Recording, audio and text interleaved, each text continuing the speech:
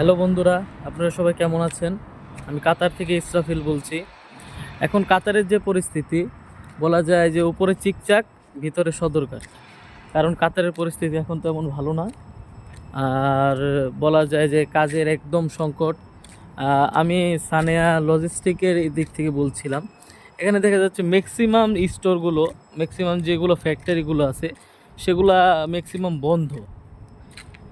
কারণ তেমন কোম্পানির কাছে তেমন অর্ডার নেয়, সেই কারণে বন্ধ। আর যারা নতুন করে কাতারে আসার চিন্তা ভাবনা করতেছেন, শুধু শুধু আপনারা আসবেন। কারণ 4 লাখ 4.5 লাখ টাকা খরচ করে কাতারে আসবেন, কিন্তু কাতারে আগের মতো সেরকম মানে কাজ নেই। আর আপনারা আসলেও শুধু শুধু রুমে 6 মাস 7 মাস বসে থাকবেন, তারপরে আবার ঠিক বাংলাদেশে ব্যাক করতে হবে।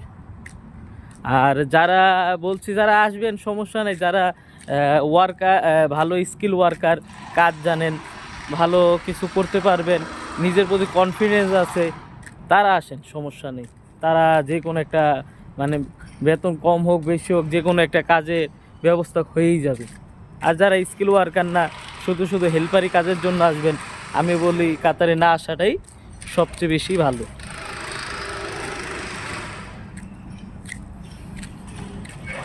আর কাতারে এখন গরমের সময়, এখন all time 45 degree 48 degree Celsius হয়।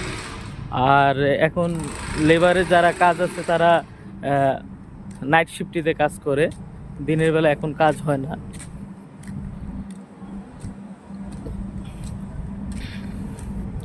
আর যারা ভালো কাজ জানেন এবং নিজের প্রতি কনফিডেন্স আছে, আমি বারবার বলি তারাই আসেন, সমস্যা নেই, কাতারে আসতে পারেন। কাজ যারা স্কিল ওয়ার্কার তাদের এখনও চাহিদা আছে, এখনও ভালো ভালো স্টোরে তাদের চাহিদা আছে, স্টোরগুলোতে এখনও ভালো ভালো চাহিদা আছে। ওকে, বাই বাই। সবাই আমার জন্য দোয়া করবেন এবং ভিডিওটা সবাই শেয়ার করে দিবেন একটু বেশি বেশি করে। Good bye.